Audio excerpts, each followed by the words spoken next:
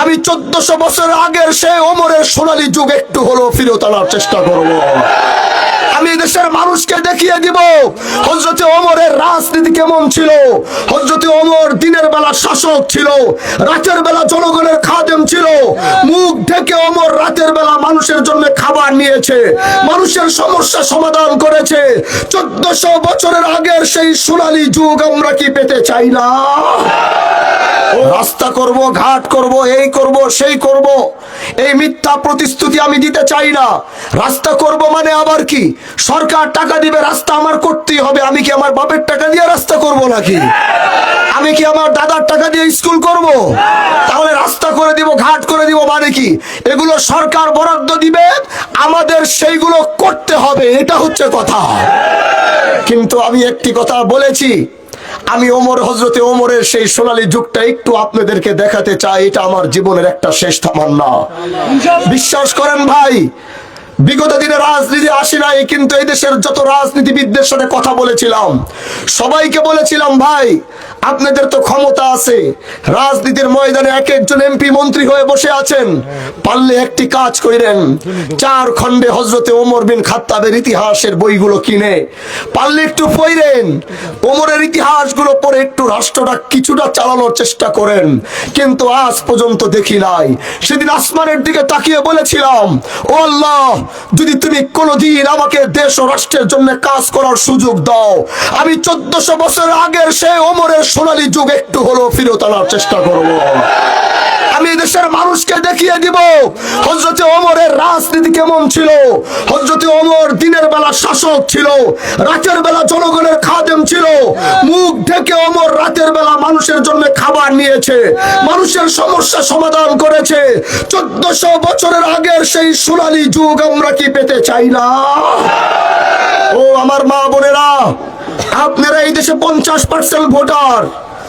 আপনাদের পুরুষ মানুষের মতো এত চাহিদা নাই যে পুরুষ মানুষের একটা ভোট দিতে গেলে অনেক চাহিদা আছে, কিন্তু আমার মা বোনদের ভোট দিতে গেলে এত চাহিদা নাই। তারা শুধু এতটুকু চায় যে আমার ছেলেটা নিরাপদ থাকুক, আমার ছেলেটা মাদক মুক্ত থাকুক। এটাই মা বোনদের চাওয়া।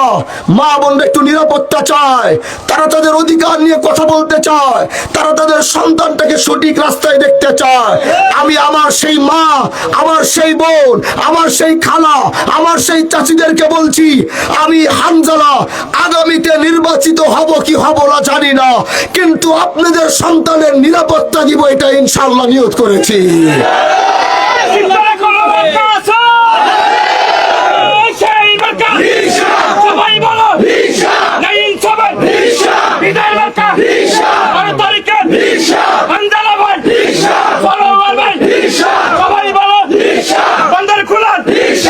মেরে ভাই ও মা বোনেরা, আপনারা, আপনাদেরকে বলছি, প্রিয় মা আমার, প্রিয় বোন আমার, প্রিয় চাচি আমার, আমি আপনাদেরকে বলছি, হাজী শরিয়তুল্লাহর বংশের সন্তানের কাছে এই দেশ যতটা নিরাপদ, অন্য কারো কাছে এই দেশ এত নিরাপদ না।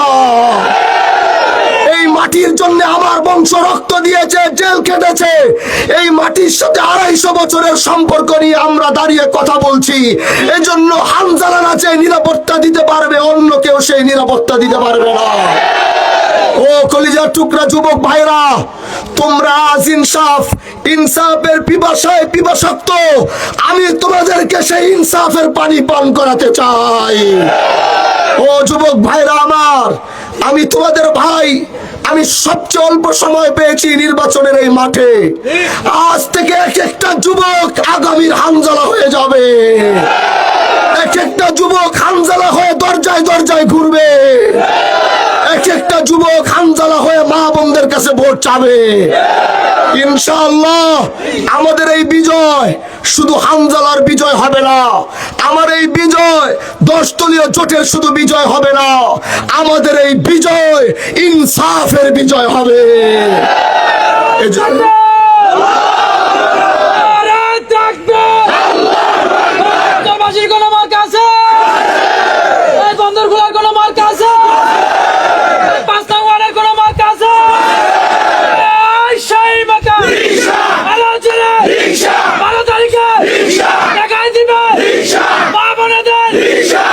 ভাইয়া